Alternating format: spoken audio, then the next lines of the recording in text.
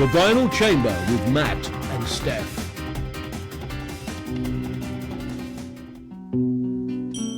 Through early morning fog I see visions of the things to be, the pains that are withheld for me.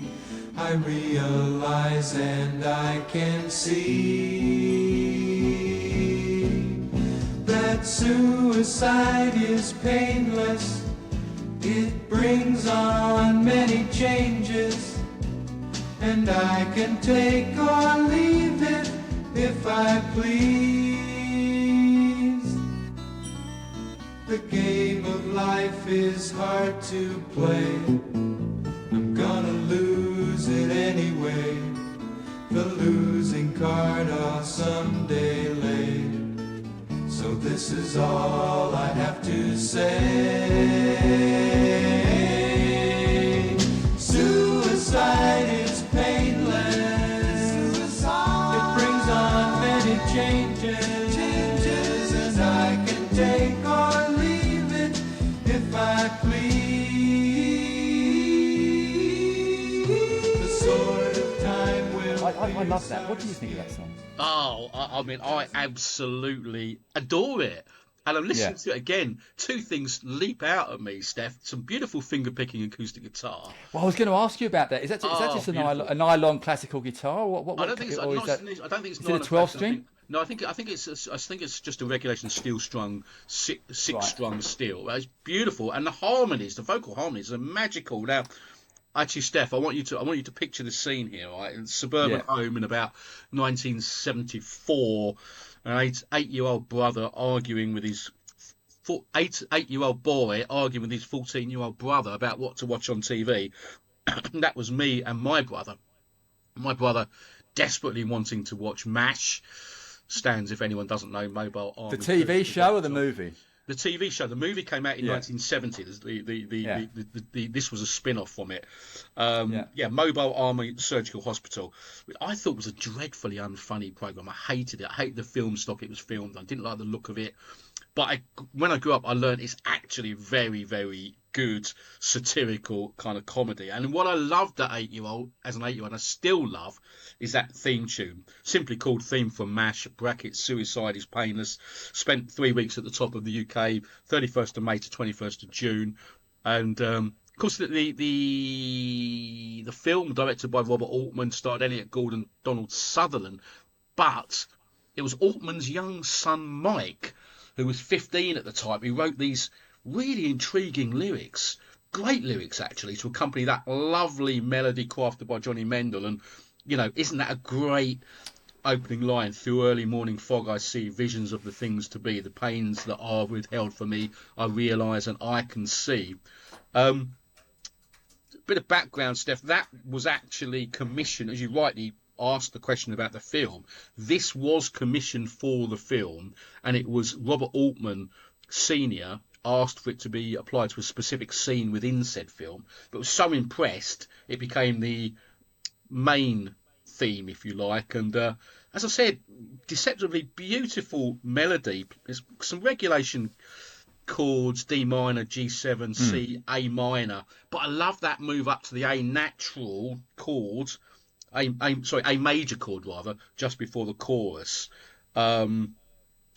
Lovely song. What do you know? It was banned by the BBC for being pro-suicide, and it was the singers are actually a group of LA session singers called the Ron Hickman Singers. And listen to it again, Steph. Beautiful arrangement, lovely vocal melody and harmonies, which I think were lost to me at the time, and a simple arrangement but a beautiful one. And I think you feel the same, don't you? I do. Well, let's just start with the vocal harmonies. So the second verse, they are singing in unison still. So the whole of the first verse was in unison. The second verse starts off in unison until now, and then they go into the harmony of those in the chorus. beautiful octave leap there on the harmony, which is fantastic. Now, the identity of these singers wasn't known for quite some time, Steph, and bizarrely, the song was just kind of like everyone knew it was the theme tune. Now Noel Edmonds, Noel Edmonds started playing it on his radio show, and such was the demand. People loved it. What is this song? And then CBS, in fact, here it is. Look, CBS. Can you see that? There's Released my copy. Oh, in the sunrise colours, yeah. Yeah, Sunrise Colours, CBS. I think I bought it actually. I think I had that single as well. Yeah, I gave all my vinyl away before I migrated here, sadly, and I regret that now. But that was among my singles. Yeah, it's a beautiful song, and it was covered by, talking about covers, in the last one, the Manic Street Preachers covered this in 1992, of course, which has an added poignancy perhaps. But yes, I love the theme. I absolutely love that song, and as I say, I'm really impressed with the guitar playing and the vocals on it. Well, that's a particular, and the way that it's. You can tell that it was recorded in the early 70s because the guitar is very much in one side, the strings are very much in the other side, and the vocals are in the middle of the stereo spectrum. And I wonder actually whether, and that's so stark that the way they've been placed is that was certainly something which they did a lot in those days, just as recording was transitioning from mono to stereo. Just before we move on from the vocals, don't they remind you of Bread, David Gates and Bread? And America, that kind of as Crosby, Stills and Nash, even that kind of thing. You know what I mean? Absolutely, and you're absolutely right. And sort of Crosby, Stills and Nash, fantastic harmonies. Mainly Graham Nash doing that high kind of register stuff. But yeah, absolutely, Steph. Yeah, Bread. I can hear a bit of David Gates in there, and that's also funny enough. Yes, we talked about the great harmonies in there, but I also heard a little bit of decent bass playing in the background there as well, which I hadn't never heard before. Just very light. This would have been top session guys involved in this. It's fantastic. It's a great song, isn't it? And but it was a bit of a outlier, if you like. It sort of came from nowhere, and I guess we've got to thank Noel Edmonds for it. But but remember, now there's an interesting fact actually. Apparently, Mike Altman, the young 15-year-old son of Robert Altman, the director of the film, earned considerably more for writing the lyrics to this than his dad did for directing it. Yeah. How bizarre is that? Were you a fan of MASH, by the way? Were you a bit young for that, or do you sort of? No, I was. It's my memory actually. It was on 9 o'clock on BBC Two on a Wednesday, I think. Yeah, it was about that. Yeah. And I used to watch it with my mum before going to bed, and she loved it too. And I remember also watching the last episode in 1983, which was and maybe still is the most. That's true, isn't it? Finale in the history in that genre. Absolutely. But no, I loved MASH. I think I watched every episode of it, and even as as a teenager, I got it, most of it. And as an adult, I think if I watched it now, I probably. But just certain moments from it when, for example, when Radar walks into the I'm flooding up thinking about it. That's how it shows you how connected I was to this show. When Radar walks into the operating theatre and he hasn't got a mask on, they say, "Radar, put on a mask," and then he says, and he reads a dispatch that he received on the wire that Henry Blake, the first captain that they had been killed in a helicopter crash, and it was so well done. And it's the way that the humour juxtaposed with the drama and the tragedy, and I think there's a very thin line between tragedy and comedy. Absolutely, yeah. And arguably you could say that about life, I suppose, but in some context. But that's probably very philosophical for 10 o'clock in the morning here in the UK. Yeah, I might actually edit that out. You can get away with it because you're sort of late night over in the down under. Well, I might leave it in just to remind, particularly those that know us, that I haven't lost the capacity to talk bollocks. But anyway, all right. Well, look, I never think that was with any doubt amongst our contemporaries, Steph. Yeah, okay. You just crystallised it, though. No, not at all. The Vinyl Chamber.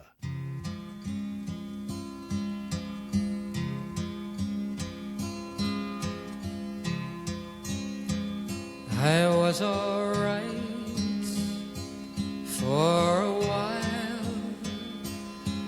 I could smile for a while, but when I saw you last night, you held my hand so tight. When you stopped to say hello,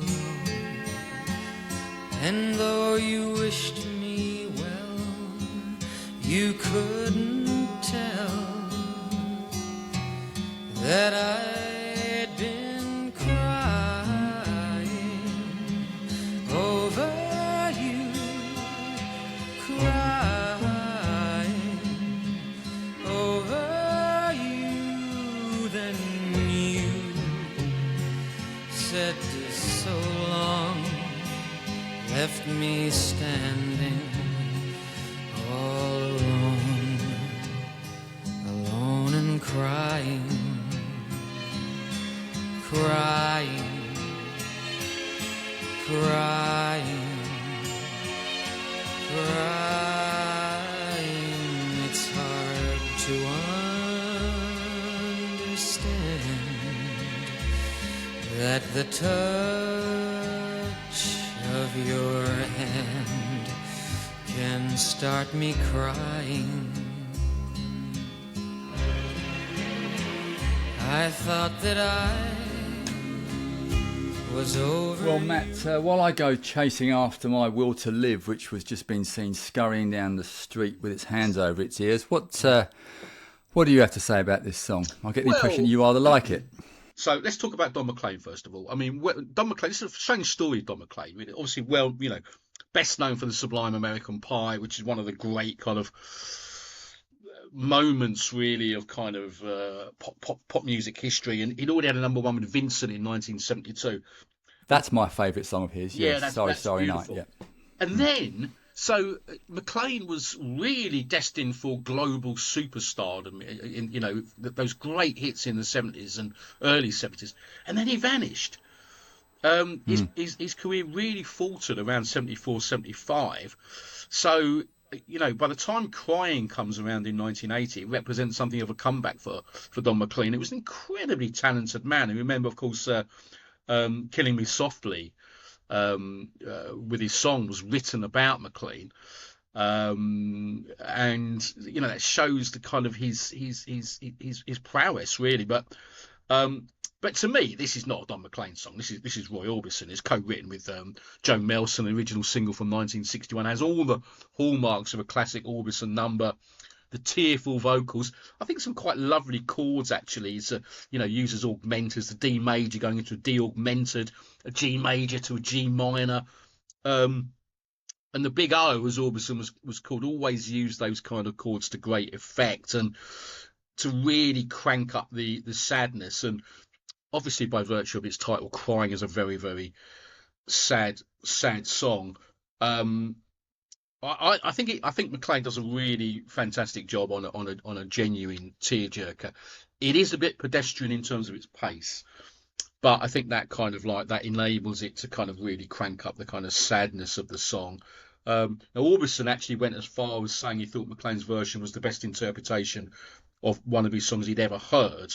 It doesn't sound a lot different to the way Roy Orbison did it, actually. Yeah. Well, no, it doesn't. But I think Don McLean's voice was purer, really underrated. Actually, I think McLean was a fantastic singer. In fact, I was just reading this week the late great Brian Wilson of the Beach Boys, one of the great kind of musicians and voices of the 20th century. He said McLean's voice could cut through steel. He's a very pure singer, and I think that is amply demonstrated on Crying with some, you know, pretty regulation sort of finger-picking chords, but it's a vehicle for sadness. It is an absolute, and of course in the sort of early 60s, what is strange, I think, is that they've got to number one in 1980, because it feels kind of almost like an anachronism. Here's the single, by the way, on that beautiful EMI label, which that is nice, yeah. Put plenty of number ones on that label. It feels slightly anachronistic.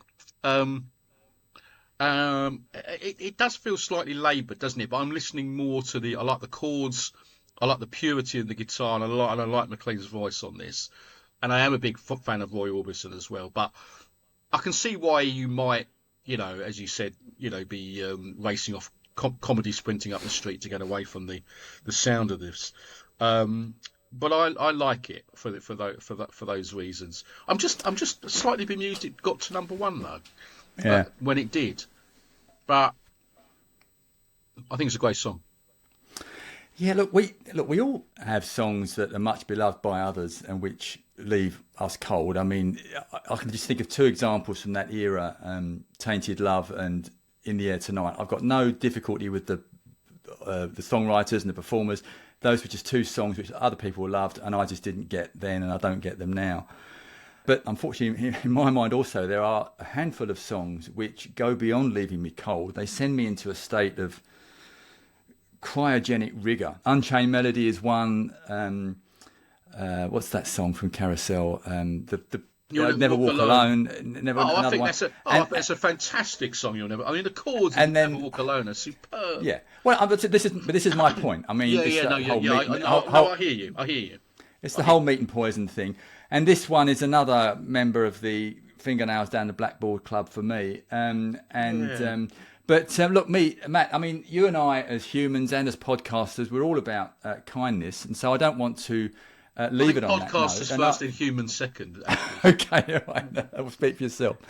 But I would like to just remind you, if you need reminding, the positive contribution that this song made to popular culture when it was channeled through Tony Angelino, the singing dustman, in that iconic episode of the much loved British sitcom Only Fools and Horses. Now, if you remember, Tony Angelino, the singing dustman, worked in the council refuse department during the day, and at night he put on his fake tan and his trouser suit and his collars and his wig and his sunglasses, and he would perform in the pubs and clubs of Peckham. And the way that they recreated that in this particular episode actually was quite realistic. I played drums in the 80s in those kind of environments, courtesy of my dad, who gave me these gigs. And it wasn't far off. But anyway, just going back to this, you'll remember that the episode had it that the main protagonist, Del Boy, coerced Tony Angelino to sing in this song. And Tony Angelino gave him fair warning. He said, "Del, there's only certain songs I can sing." Do you remember this? And but he persuaded him to sing it. But unfortunately for Tony Angelino and for Del Boy, ultimately, as it turns out, Tony Angelino suffered from roticism, RHOTICISM. Not to be confused with eroticism, with a completely different concept, of course. Far more prevalent than that. Yes, but of course, roticism is it's a speech disorder that a lot of kids have and they grow out of, where they can't pronounce their R's, so they say W. Jonathan Ross made almost a trademark. I'm a fully signed up member to the eroticism club. Okay. I can't really pronounce my R's. Eroticism or roticism? Well, both. Which one? I'm firmly in both camps. So you can imagine, I'm sure you remember, and if anybody who hasn't seen it, I'll put a link in the show notes and in the Facebook comments, the YouTube comments, to just the comedy gold that resulted when he attempted this song, which is obviously very dependent upon being able to pronounce one's R's. So anyway, I watched it the other day and it was just so well done. I mean, it's just fantastic. But anyway, so that's the perhaps that's a good point upon which to move on from our discussion about this particular song. The Vinyl Chamber.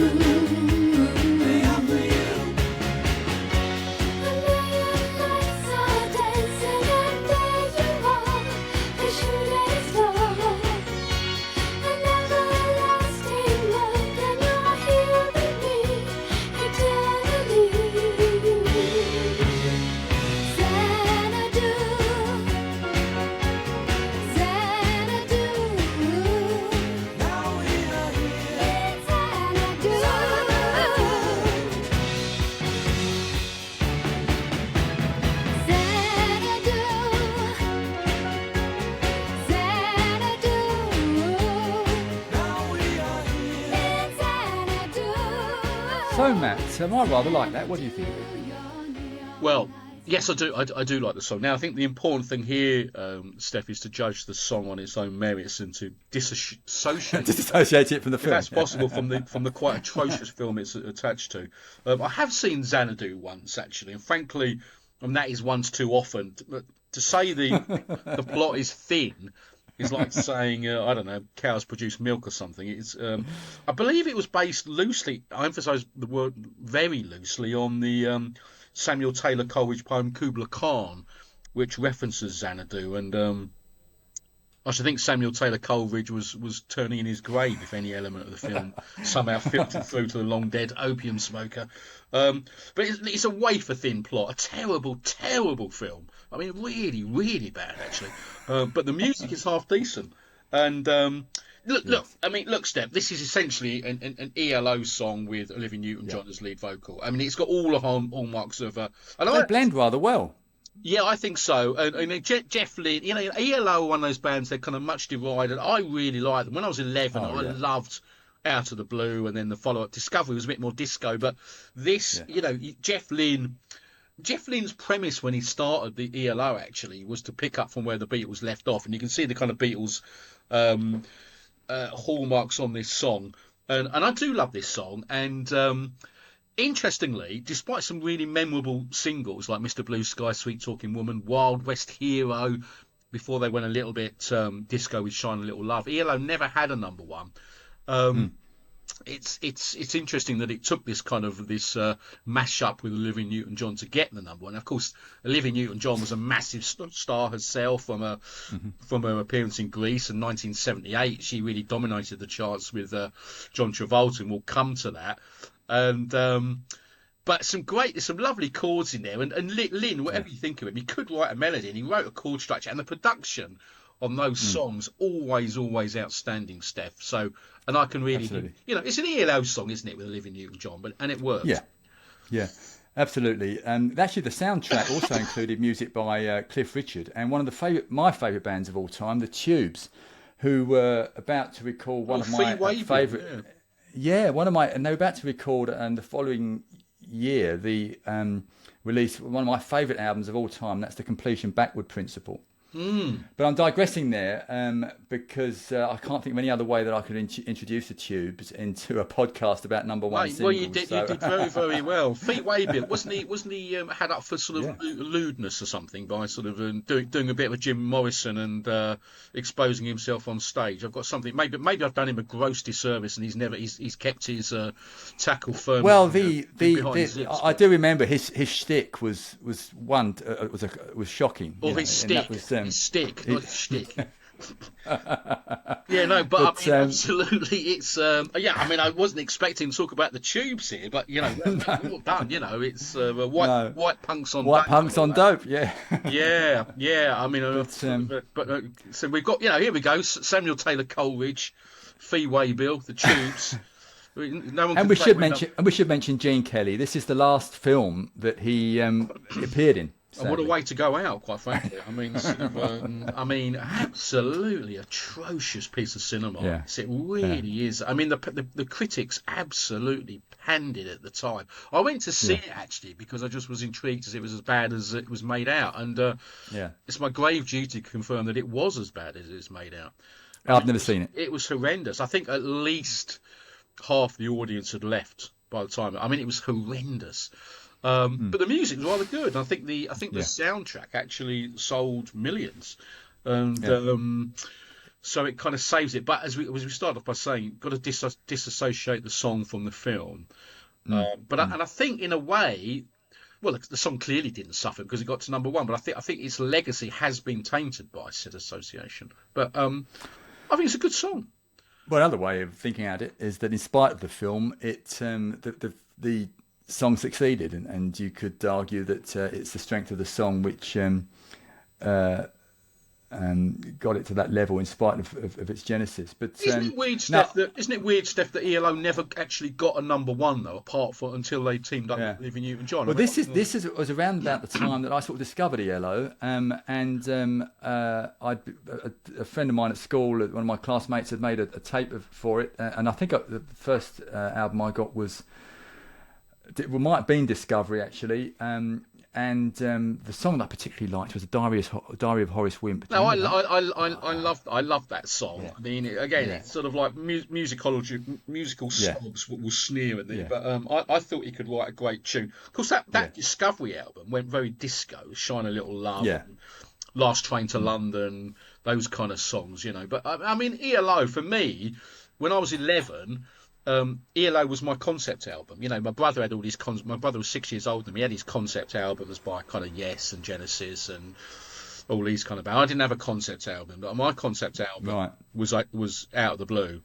I was 11, and that was a great album. That was great, and I still love it. And it's a bit like Emerson, Lake and Palmer. ELO, ELP, both bands much divided. I don't care. I love them both, and I can love the Sex Pistols. I can love the Fall. And I can love ELO. I don't have a problem with it. Jeff Lynne, I think, is still gigging with that music. Yeah, and disappointingly, still has the highly unfashionable perm and 70s shades, I think. Which he needs to dispense with. That's his look. But just for completeness, Diary of Horace Wimp did come from Discovery. They certainly mined their albums very heavily for singles, I think. Right. I mean, I think Out of the Blue spawned about 4 singles. Mr. Blue Sky was the song that should have got to number 1 that never did. I don't think it got to number 6. I think in fact, this bizarre record. I'm going to check this actually. I remember Mr. Blue Sky coming out on blue vinyl. Yes, it did. I think they had a succession of songs that got to number 6 in the charts. Yeah, there you go. I'm right. Mr. Blue Sky, Wild West Hero, Sweet Talking Woman, and Shine a Little Love all got to number 6. How about Telephone Line? That was quite. Telephone successful. Line was the album before Out of the Blue. Is that living like the same time as Living Thing, wasn't it? 76. 76, yeah. Telephone Line, but you know, perhaps one day when we've exhausted all the years, we'll do a Birmingham special. with Wizard and Wizard, The Move, Spencer Davis Group, you know, all those. Well, Dexys, of course, another band, yeah. But yes. So So if you're listening, if you haven't seen the film, don't bother. If you haven't heard the song, do bother. Okay. And now I've done it, I just want to just check here where Telephone Line came from. I think it's from a New World record. A New World, yeah, it is a New World record. Yes, it's second song on New World record. Between Tightrope and Rock Aria. Yeah, that's Living Thing came from that too. Actually, that's Living Thing. There you go. Song. We've probably just spent about 2 or 3 minutes getting to a point where our listeners are already at. So let's just move on then. Do you ready to talk about? This is a very different vibe now.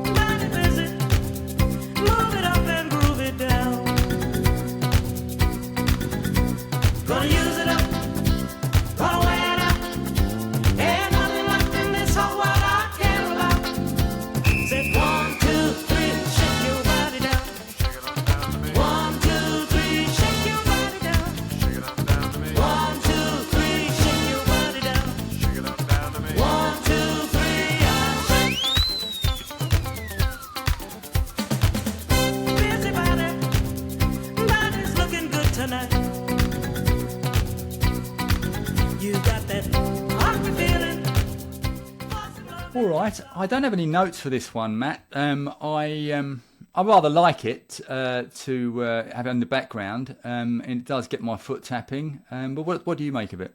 Well, first of all, I'm going to set our listeners a question, which I'm not going to answer. But if anyone wants to comment in the answer in the comments section, they will. When this song got to number 1, it was actually the 3rd of this year to become a UK number 1 without charting in its own country. There's 2 others. So we won't reveal that.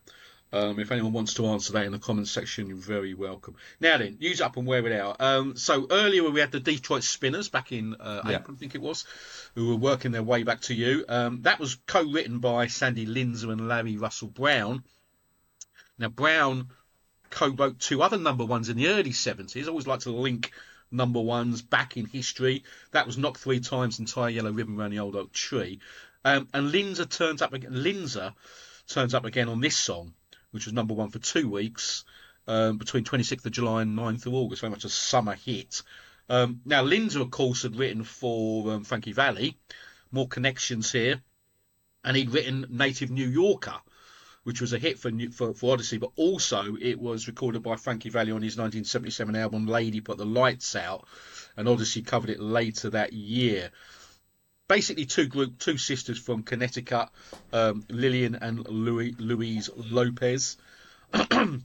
They were joined by Bill McEachin on vocals. Kind of a slightly odd lineup when you think about it, Odyssey. 2 women, 2 sisters, and a man. I always thought Bill McEachin looked slightly awkward amongst the 2 sisters. It's just regulation disco, isn't it, Steph? I mean, we talked about it. There's a nice little chord change at the stop there. When it drops down, it sounds like... I don't know, it sounds like a G to an F. Was it G to an F sharp minor? I don't know. It's on the... It's just regulation disco. It's not to decry it or patronise it. It's on the RCA label. They had a couple more hits, didn't they, Odyssey, with If You're Looking for a Way Out, which is a lovely ballad, and Going Back to My Roots, a cover of a version of a song written by one of my heroes, Lamont Dozier, of the peerless Dozier Holland, Dozier Holland triumvirate. So I think it's just disco with some nice bass playing, and I understand it was very popular amongst holidaymakers abroad that summer. There's every sort of summer when Brits go on board to the... it's that kind of song, isn't it? Yeah, for sure. Yeah. So it had sort of sunburnt 21-year-olds from Southend-on-Sea dancing to clubs in this, and... you've completely alienated our Southend, probably our Essex audience now. I know. There's a growing devoted club in Southend to our podcast, I think. So that'll be disbanded immediately. And well, to be honest, I think I really have used it up and worn it out because I can't think of anything else to say. So I mean, all right. Okay. Have you got anything to say? Have you also used it up and worn it out? Not about this one. I just think it's. I think it's a cookie cutter song. It's there to. Oh, what does that mean? Sorry, what does that mean? Cookie cutter. Well, basically, what I mean is. Is that an Aussie phrase? Well, maybe it is. I don't know, but there's a. I like it. I like it. It's quite formulaic. That's what I mean. I see what you mean. Formulaic. Yeah. But have a look at the video, Steph. Look at Bill McEachin looking slightly awkward amongst the Lillian and Louise Lopez sisters from Connecticut. He's taller than them, and he looks like He looks like a sort of Ronald McDonald figure, even though he's not white. I don't actually. He doesn't look anything like Ronald McDonald whatsoever. Please disregard that. Well, you see, you haven't lost the capacity to talk bollocks either. So well, absolutely, I wear it like a badge, mate. Don't you worry.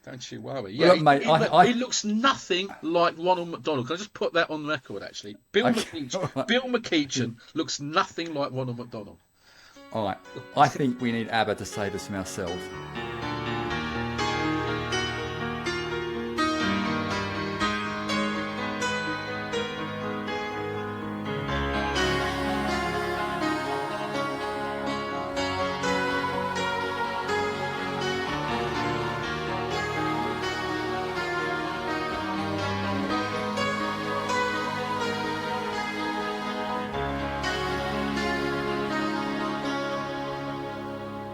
I don't wanna talk about things we've gone through, though it's hurting me. Now it's history. I played all my cards, and that's what you've done too. Nothing more to say, no more race to play. The winner takes it all. The loser standing small beside the victory. That's her destiny. I was in your arms, thinking I belonged there. I figured it made sense, building me a fence, building me a home, thinking I'd be strong there. But I was a fool, laying by the rules. The gods make wrong with ice, their minds as cold as ice. And someone way down here loses someone dear. The winner takes it all. The loser has to fall. It's simple and it's plain. Why should I complain? So, Matt, lovely bit of ABBA. What do you think of this one? We talked a lot about ABBA in '76. We described it as kind of seminal year for them. They went on to that global superstardom and a number of chart toppers, including, Knowing Me, Knowing You and Take a Chance on Me. But 1980, we're seeing a different band emerging. They've gone through the disco phase of Voulez-Vous of '79 and a more kind of adult version, if you like. There also dynamics in the band were changing, obviously, relationships. Bjorn and Agnetta's relationship ending in divorce. And no pun intended. I don't think you can divorce that fact from this song. I don't think. I think they wore they wore that. That was. I think you're right, and it is so achingly sad, this song. And I think Agneta, when she sings that heartbroken sounding, remorseful line, but tell me, does she kiss like I used to kiss you? Does it feel the same when she calls your name? It's hard to imagine that she's not drawing from personal experience. And apparently Benny Anderson wrote this when he was under the influence of drink, actually, and when he presented it to the group, they were all in tears. And what I love, just to get musical for a while, there's that beautiful the chord sequence is G, D, A minor, D, but we see this bass descent, not an unusual one with those chords descending as G, F sharp, E, D. I think that descent helps the kind of the musical mood. It conveys the true sadness. Superb harmonies again on this, and it's, to me, brilliantly produced, and it's the perfect marriage of words and music to convey abject heartbreak. I noticed some brilliant bass playing again there by Rutger Gunnarsson in the background. The instrumentation of the on ABBA's songs is something to behold. I think the best tribute I could pay to this thing, I say, not only are these songs standing the test of time, I would even say they're growing in stature. And again, I've never had a problem eulogising about ABBA. I don't care, it might be uncool. These songs are now, I think, being recognised. There are some exceptions in ABBA's back catalogue. I'm not going to say everything is brilliant, but this is brilliant in the way of that marriage of music and words and melody and some musical techniques. I think it's fantastic, and I think a credit to a band. Probably represents their absolute high point. I mean, this was their last number. No, there wasn't. There was one more number one, wasn't there? We'll come to it later. But superb song. What's your? I think ABBA are actually a bit like Queen. Their singles were the best thing they did. Do you know what I mean? And the point I'm making is that there was a number of strong songs which they produced in a big catalogue, and the strongest ones were the ones that were released. When I first heard this all those years ago, I didn't actually realise it was them. Much like The Day Before You Came, the song feels like it could have been written by Jacques Brel or Serge Gainsbourg or Michel Legrand. It's got that, firstly, the melody and the chord sequence is very French, particularly in Yeah, I think that's fair comment. Yeah. In the chorus, it sounds a bit like, reminds me a bit of Windmills of Your Mind. Yeah, I know where you're coming from on that. I know where you're coming from that, Steph. Just this morning, as I was driving to work, I had a long drive to work this morning. I was working in the country, and and Noel Harrison's "Windmills of Your Mind" came on. And, that's a beautiful song, Michael LeGrand. Yes, it is, but you can certainly draw a line between that and this, I think. Well, let's how about putting a little bit of "Windmills on Your Mind" on? Yeah, let's do it. Let's do it. Let's just hear a little bit of that, which is classic French chord sequence, isn't it? And I know some of those French chord sequences. Michael LeGrand, what a hero, Steph, isn't he? Round like a circle in a spiral, like a wheel within a wheel, never ending or beginning on a never spinning reel, like a snowball down a mountain or a carnival balloon, like a carousel that's turning, running rings around the moon, like a clock whose hands are sweeping past the minutes of its face, and the world is like an apple whirling silently in space, like the circles that you find in the windmills of your mind, like a tunnel that you follow to a tunnel of its own, down a hollow to a cavern where the sun has never shone, like a door that keeps revolving in a half-forgotten dream, or the ripples from a pebble someone tosses in a stream, like a clock whose hands are sweeping past the minutes of its face, and the world is like an apple whirling silently in space, like the circles that you find in the windmills of your mind. You could almost sing the chorus to "Winner Takes It All" over this song as well. It's very that cycle of fifths or cycle of fourths, whichever you prefer to call it, but you know what I mean. So it's definitely got that feel about it. And then once again, they effortlessly pull off another exquisite arrangement.